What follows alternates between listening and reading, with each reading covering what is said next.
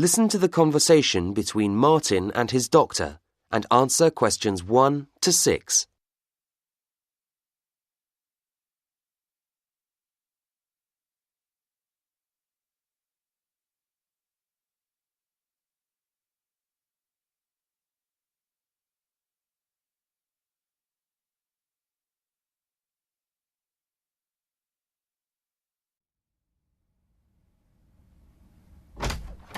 Good morning.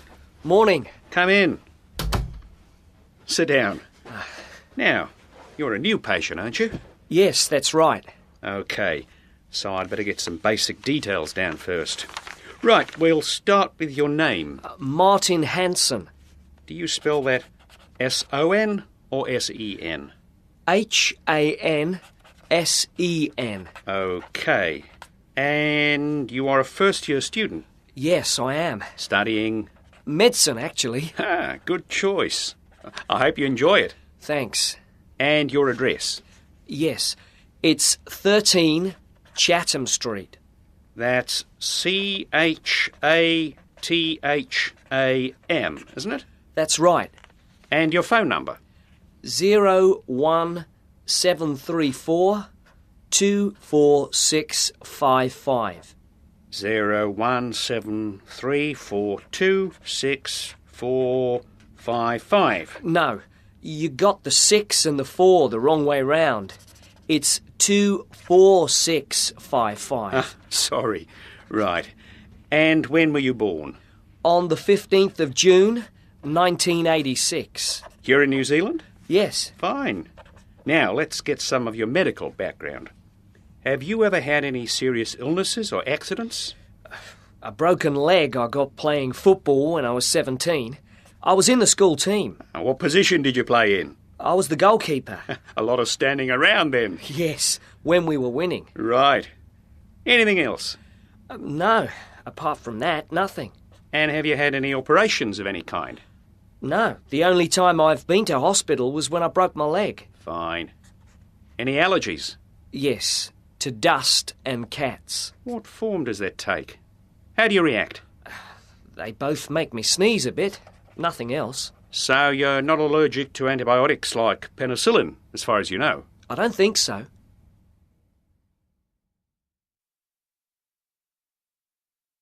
Before the conversation continues, you have some time to look at questions 7 to 10.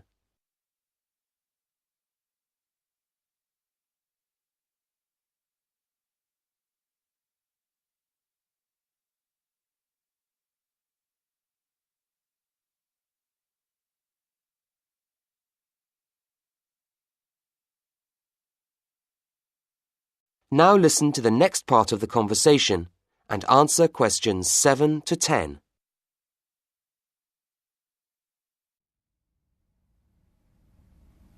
Good. So, what's your problem? Well, recently I've been getting this pain here, just behind my eyes and in my forehead. I see. Have you felt sick or dizzy at all, or vomited? No, not at all. Though the pain is pretty intense sometimes. And how's your health generally? Have you had any colds or flu recently? I had a cold a couple of weeks ago, but that's gone. It was only a sniffle, really. Good. Are you studying a lot? Are you getting enough sleep? Yes, I'm studying quite a lot. I've got some exams coming up in December, but I'm making sure to sleep plenty. What time do you go to bed? Usually around 11. I sleep about 8.5 hours, and I'm up about 7:30, so I have time to go jogging for half an hour before going into the university at 9. Very healthy. And has this pain kept you awake or stopped you jogging? Yes, it makes getting to sleep harder. It's much worse at the end of the day. I hardly notice it in the morning. What about food? Are you eating properly? I think so. My girlfriend cooks my meals. Right. And you wear glasses? No.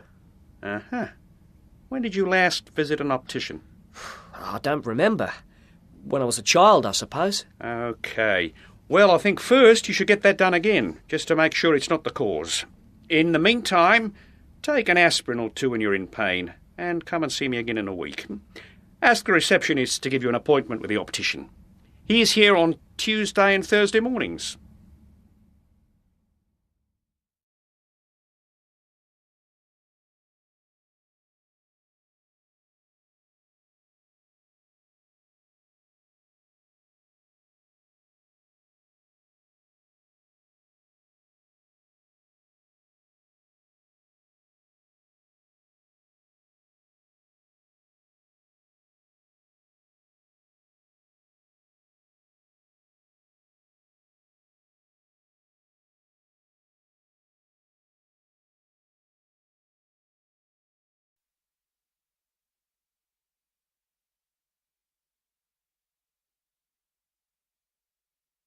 Now listen and answer questions 11 to 15. Good evening. I'm here to tell you about the Hunterian Museum in London, which is part of the Royal College of Surgeons. Although a medical museum, it is open to the general public. The museum specialises in the history of the study of anatomy, and especially the work of John Hunter in the 18th century. If you would like a free guided tour of the museum, then come along at 1 o'clock any Wednesday. Spaces on the tour are limited to 25 though, so it's best to reserve a place by phone, and these tours are for individual members of the public, families, and small groups of friends only. Tours for groups of school students can also be arranged, and these are also free of charge.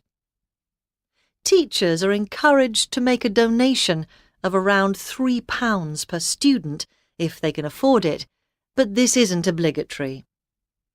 What teachers must do, however, is phone to agree a time in advance, as only one school party is allowed in at a time.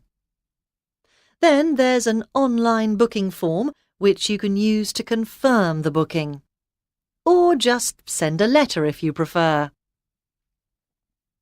For older students and adult groups, we provide more specialised tours, and these cost £100 for a short tour of 30 minutes, or if you want a slightly longer one, it's £130 for 45 minutes.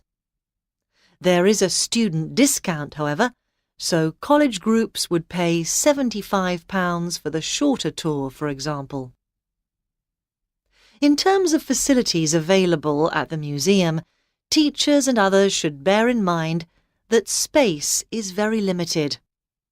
As we're in the centre of London, with many cafes and restaurants nearby, refreshments aren't sold on site, though there is a small shop selling souvenirs.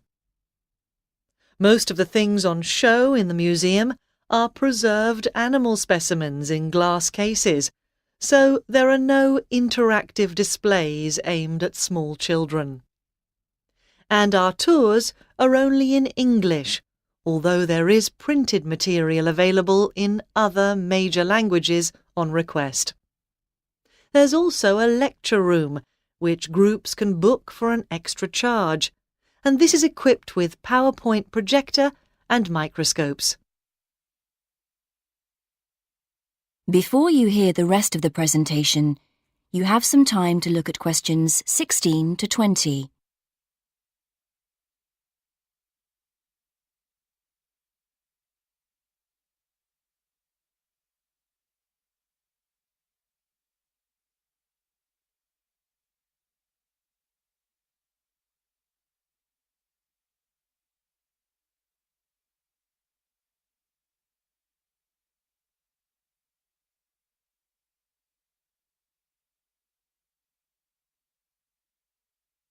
Now listen and answer questions 16 to 20. Next, a bit about the history of the museum and the preserved animal and plant specimens you can see there. The museum's named after John Hunter, who was a pioneer in the study of anatomy. He was among the first to understand that the study of other animals could tell us a lot about how the human body works. John Hunter was born in 1728 and came to London to work as an assistant in an anatomy school in 1748. Here John did his training in the study of human anatomy.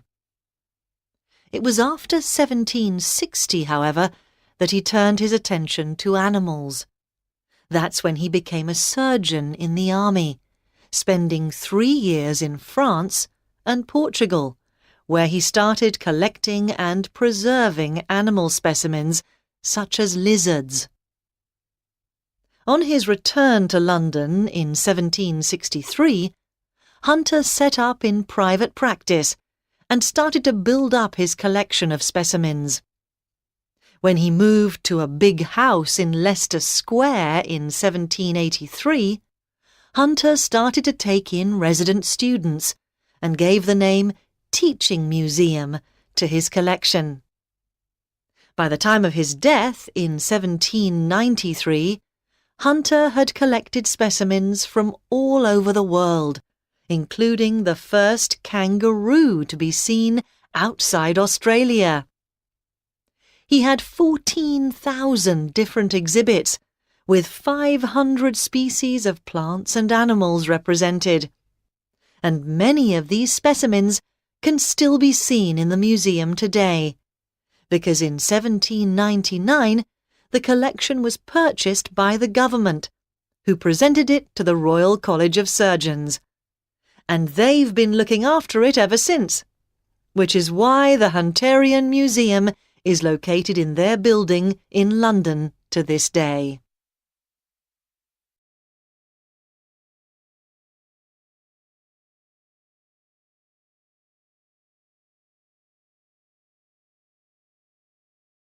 Section 3.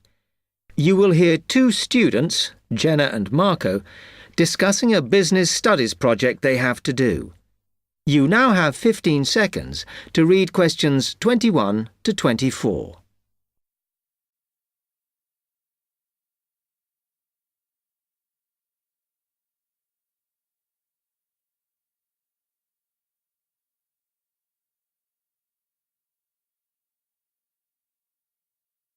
Come on, Marco. We've got to get on and sort out this project for Professor Buckley. Hang on. I want to make sure we've got all the information. Now, where are we? Well, today we need to sort out exactly what we're going to do and how we're going to divide the work up. Okay. How long have we got, by the way? The end of term is April 6th. And he said to hand it in on week 8, so that's March 25th at the latest, because the beginning of that week is the 21st, so not long. Right. Have you got the notes there? Yes. He wants us to do a fairly small-scale study, like the last one, on whether or not businesses were offering more benefits to staff. And we've now got to look at the rise in older workers. It should be fairly straightforward. Yeah, as long as we keep it small. Who's marking it? I don't know. Sometimes he gets the PhD students to mark it for him. Oh, actually, it just says here, a senior lecturer. I suppose it's too much for Professor Barclay to do them all. Yeah.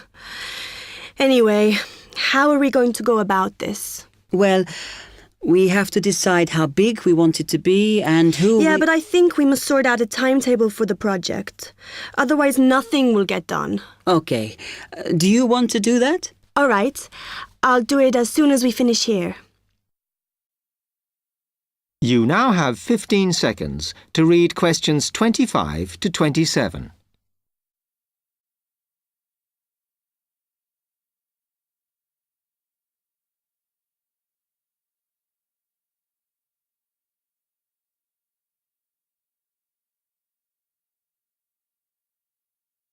Okay, what do we have to do now for the project? What's the best way to go about it? Well, Professor Carter suggested we set up a focus group to get some in-depth interviews, but I think that'll take a lot of time. Yeah, I agree. If we did a focus group, we'd have to spend time deciding who to include in it, and it's not necessary to do one anyway. Oh, fine. And if you agree, I think we should get in touch with the businesses on the list Professor Carter gave us and ask them if they're prepared to participate. Sounds good. Then we can go there, give them questionnaires, and collect them later. Exactly. Okay. Then do we need to book one of those study rooms in the library so we can work together to input the data? Perhaps not, as I guess just one of us could just sort it out actually. Yes, that would be easier. A lot of what we're doing is qualitative, so it'll be writing up rather than statistics. No software for that, I'm afraid. And I think it would look better if we had actual shots of some of the staff, because we're citing appearance as a factor in employability, aren't we? Yeah, okay. I'll factor that all in when I sort everything out tonight. You now have 30 seconds to read questions 28 to 30.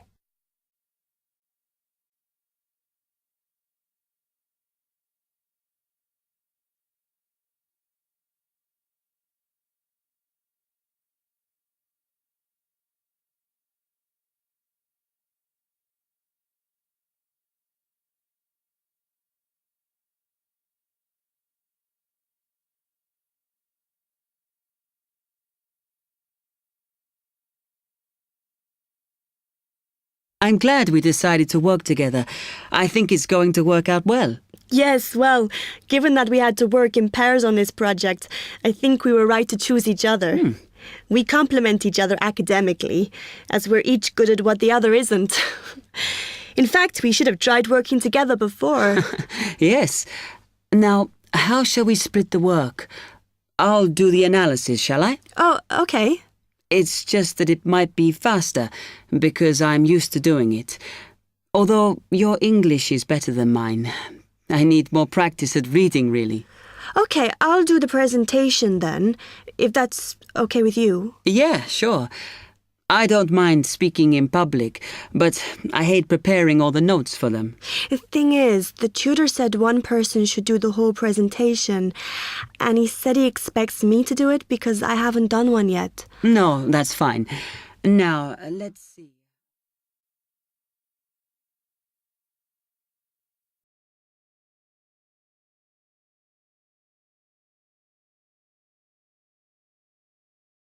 Section 4. You will hear a media studies tutor giving a lecture about news sources. You now have 30 seconds to read questions 31 to 35.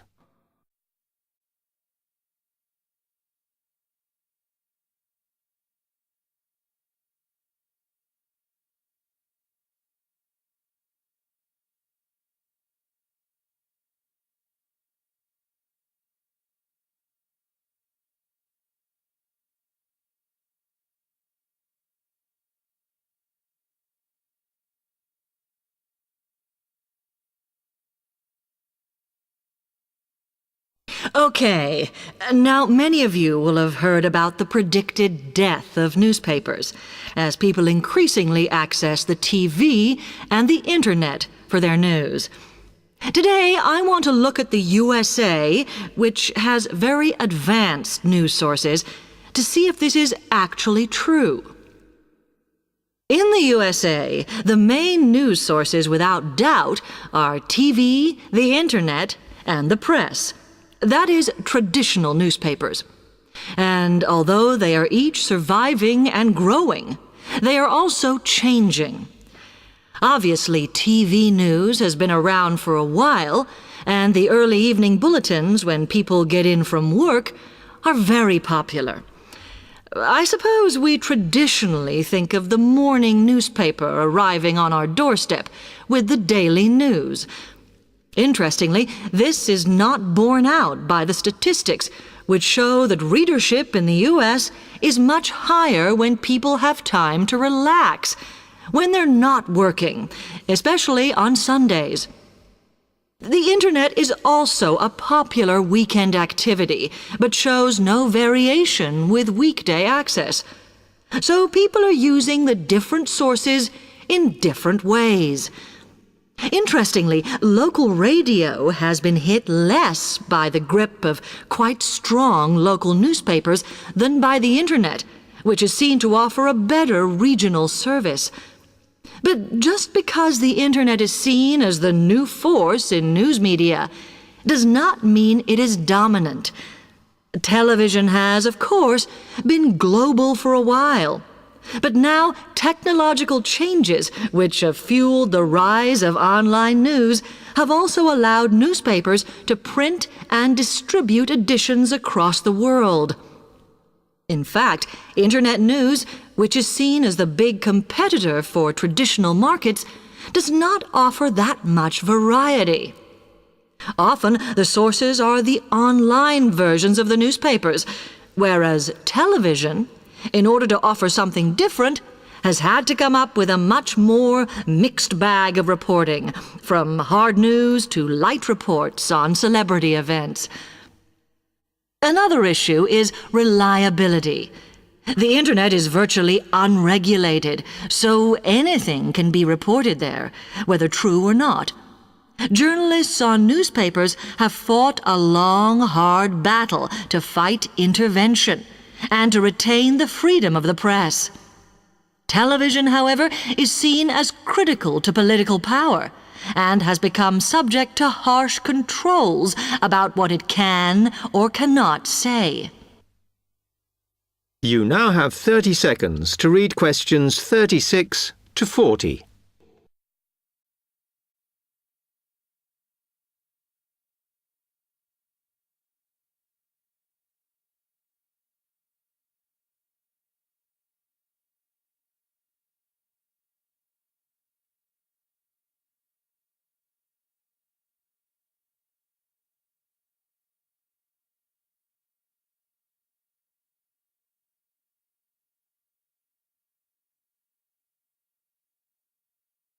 Now, one very critical factor in keeping newspapers alive and well in the USA has been their approach to advertising.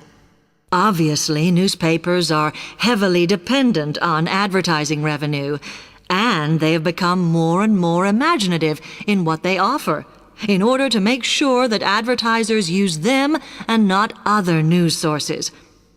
This has meant that, contrary to popular belief, newspapers now have a significantly higher profit margin than the rest of American industry. So, how have they managed to raise advertising revenue in this way? Well, they have put a lot of effort into developing and maintaining a very strong association with the retail trade. And they've come up with a winner. A critical tool in their sales plan has been suggesting that the adverts they run can have vouchers.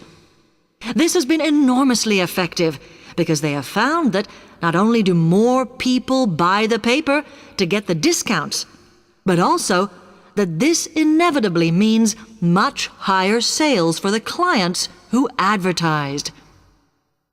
As well as doing this, the newspapers have also introduced aggressive sales campaigns over the last few years. This has resulted in a significant and continuing rise in the number of advertisers prepared to pay the extra for full-page ads. So, what I would like to move on to